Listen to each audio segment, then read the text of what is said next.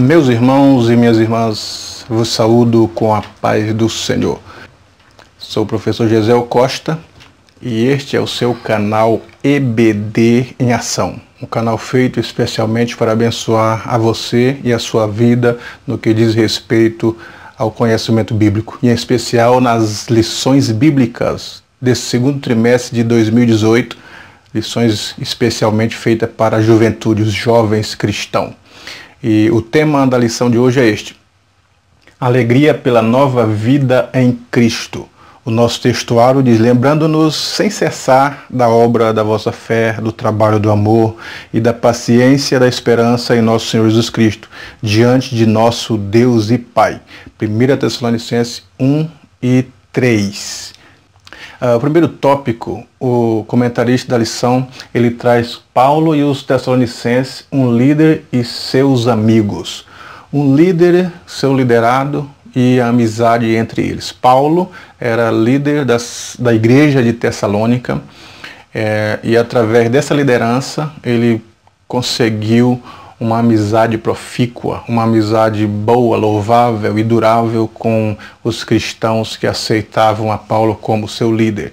E um líder alegre com a vida dos seus irmãos. Por que Paulo era um líder alegre com a vida dos seus irmãos? Porque a igreja em Tessalônica estava seguindo os mandamentos do Senhor, estava frutificando, estava prosperando e aprendendo e ainda se distanciando dos costumes mundanos que a cidade provocava. No entanto, esta alegria da parte do seu líder de Paulo pelo crescimento, ela era imprescindível e notável nas cartas que ele escreve aos Tessalonicenses. Uma amizade fundamentada em Cristo. A amizade em Cristo ela é diferente porque nós vamos olhar os mandamentos de Cristo, que diz assim: amar a Deus acima de todas as coisas e ao próximo como a nós mesmos. E esse amor fraternal, ele é visto nas pessoas pelas quais nós temos amizade, não com interesse em si próprio, com interesse no bem-estar de todos, porque nós vamos amar o próximo como a nós mesmos. Quem ama a si mesmo, ele não sai difamando o seu próprio nome, não sai conversando pelo seu próprio nome palavras negativas ou colocando intentos negativos. Então assim também é a nossa procedência em relação aos nossos próximos ou aos nossos amigos, porque velamos pelo bem-estar próprio nosso no outro.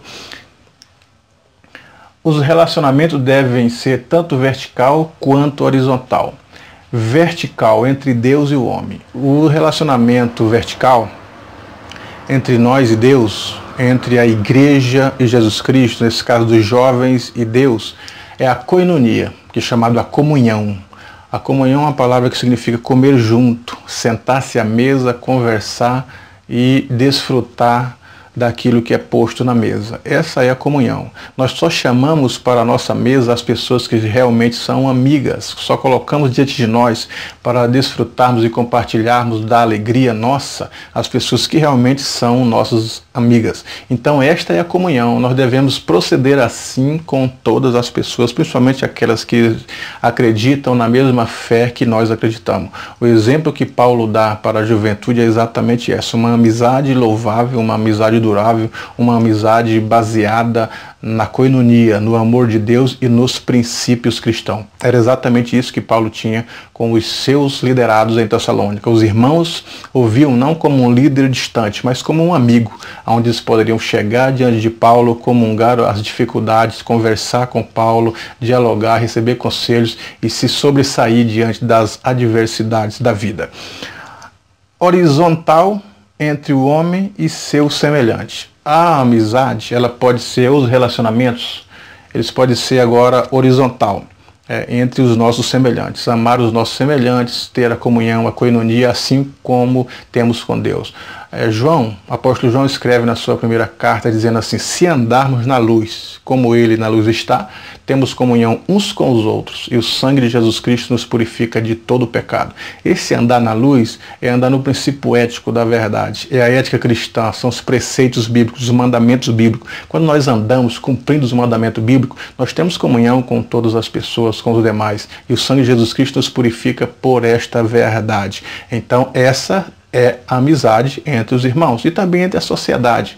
Nós não devemos ver a sociedade como pessoas ímpias e simplesmente inimigas, não, mas se relacionar sempre mostrando o lado bom de ser um cristão fiel e autêntico, que fazia diferença. Esses relacionamentos são diferenciáveis, na verdade, da fé cristã. Os seus relacionamentos, os humanos não sobreviverão. Por que não sobreviverão? Porque o ser humano foi feito para viver em relacionamento e em liberdade uns com os outros. Você já imaginou que uma criança recém-nascida, se ela nasce e não tem o amparo da mãe, a afetividade materna, através desses relacionamentos ela se alimenta, ela se sobrevive, ela cresce, ela aprende. Então, sem os relacionamentos, os seres humanos não sobreviverão. E idem para a família, idem para a igreja e idem para a sociedade. E no nosso caso, a juventude também. Não se desenvolve sem um relacionamento, não se completam, porque a gente é completo quando estamos em relacionamento em família, na igreja, na sociedade. O ser humano, se ele viver isolado, separadamente, ele se torna um bruto. Então, o ser humano foi feito para viver em termos de liberdade e de relacionamento com o seu semelhante. Eles também não terão a felicidade e não terão o prazer. As amizades, elas alegram o coração. O homem de muitos amigos, ele é louvável. O rei Salomão já dizia nos provérbios sobre a amizade, sobre aqueles que têm amigos, o homem de muitos amigos, o prazer que traz a amizade, os relacionamentos. A pessoa não vive só, mas sempre tem um amparo, desde o casamento, desde as amizades, desde as relações e as amizades fraternais entre irmãos consanguíneos e entre irmãos na igreja e entre as amizades na sociedade, no trabalho. Precisamos desses relacionamentos, nas faculdades, etc. Então, sem os relacionamentos, os seres humanos não sobrevivem. O que é relacionamento? Relacionamento é fazer relação entre coisas diferentes. Contato que gera conhecimento, que gera amizade, que é apreço pela pessoa, que gera liberdade, que é intimidade, confissão e opiniões. Esses são os relacionamentos. Quando nós nos relacionamos, nós estamos tendo amizade, estamos adquirindo conhecimento, porque o relacionamento entre professor e aluno gera conhecimento. O relacionamento entre professor e irmão, entre irmãos e irmãos, gera o prazer. O relacionamento entre a comunidade cristã ou a comunidade onde estamos inseridos, a comunidade social, gera liberdade. Então nós precisamos desses relacionamentos porque eles estão elencados na Bíblia Sagrada. Nossos relacionamentos no trabalho. Qual que é o relacionamento do jovem cristão no trabalho? É trabalhar bem e ainda não reclamar. Nós observamos um dos exemplos, o jovem José. Quando trabalhava na casa de Potifar, ele não tinha um salário, não tinha direitos, não possuía férias ou feriados, não tinha remuneração, ele era escravo, nem chinelo poderia adquirir, porque o escravo não tinha direito a nada, somente ao trabalho. Mas nós não vemos José reclamando diante dos trabalhos exaustivos. Nós vemos José sendo próspero, trabalhando bem para o seu patrão, tendo bons relacionamentos com os demais, que foi colocado até como um supervisor dos demais escravos, e não vemos ele reclamando. Nós vemos muitas pessoas que têm o seu salário, que têm a saúde, que têm moradia, que não são escravos, que têm liberdade, que têm direito. Por mais que hoje o direito ao salário digno e a jornada de trabalho sejam dignas, e muitas delas são exacerbadas, são exageradas, e a remuneração são pífia, muitas pessoas dessa forma ainda não estão trabalhando como escravo e ainda reclamam de tudo e de todos, inclusive do governo, da sociedade, da situação financeira, da sua própria vida. José é um exemplo para nós, porque nós não vemos José reclamando, mas simplesmente trabalhando e sobrevivendo.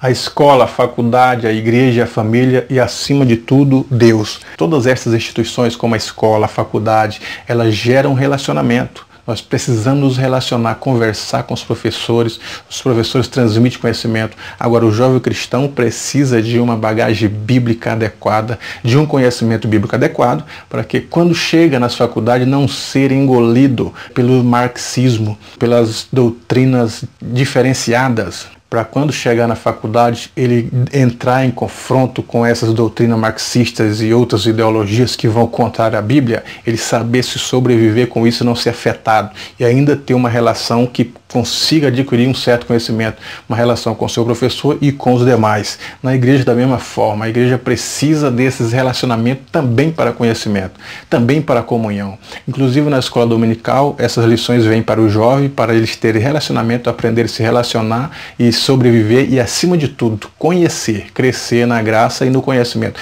Esses são os objetivos das lições bíblicas. E na família, os relacionamentos familiares, além do amor fraterno, da comunhão, da sobrevivência, os pais são responsáveis pela educação, educar os filhos no temor da palavra, educar para a vida, educar para seguir um caminho ideal, educar com os preceitos cristãos. E aos filhos está ordenado esta obediência, relacionando com seus pais e com os seus demais irmãos. E acima de tudo, o nosso relacionamento com Deus. Quem ama a Deus e se relaciona bem com Deus, ele procura fazer as coisas que não vai ferir esse relacionamento. E todas as instâncias da sua vida e todas as áreas e as instituições em que estão inseridos esses jovens, eles vão fazer a sua vida pautada, embasada sobre a vontade de Deus, porque primamos pela comunhão e pela amizade do nosso Senhor Deus Altíssimo.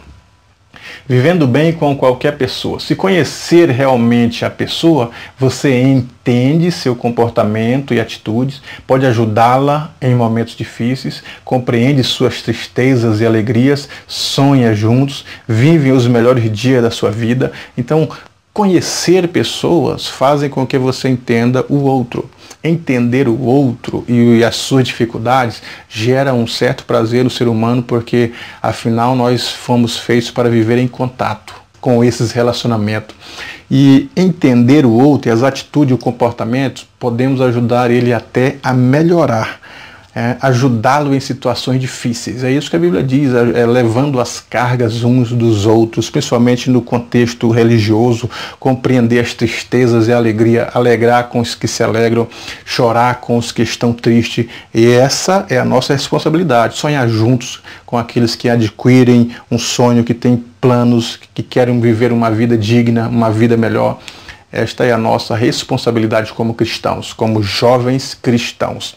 Quais as características desta igreja que Paulo ama? Primeiro nós vemos a fé operante. A igreja de Tessalônica demonstrou uma certa fé que operava, fé e ação. A fé que primeiramente transforma a pessoa, chamada de fé salvífica. É aquela fé que nós aceitamos Jesus Cristo. Quem crê e for batizado será salvo. Então é essa transformação, é a chamada fé salvífica. E também a fé como fidelidade. Ela está relacionada no fruto do Espírito, que é caridade, gozo, paz, longanimidade, fé. Esta fé é a fé de fidelidade, de continuar a ser fiel a Deus, fiel com os preceitos e com os seus mandamentos. E ainda temos a fé como dom.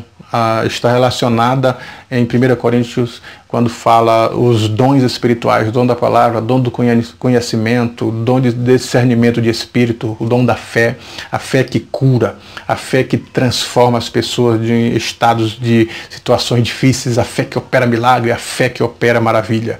Então, os tessalonicenses demonstraram certa fé naquilo que Paulo pregava, e isto trouxe o louvor do apóstolo, porque eles estavam crescendo na graça e no conhecimento do nosso Senhor Jesus Cristo. Amor abnegado.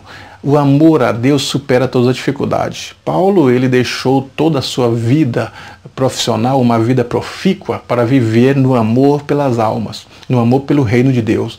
Paulo entende o que seria o amor de Deus, o amor ao próximo.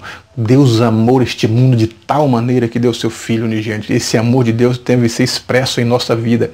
E demonstrar isso com as pessoas, isso é realização do reino de Deus. E libertar as pessoas é uma realização do reino de Deus. E Paulo demonstra esse amor abnegado.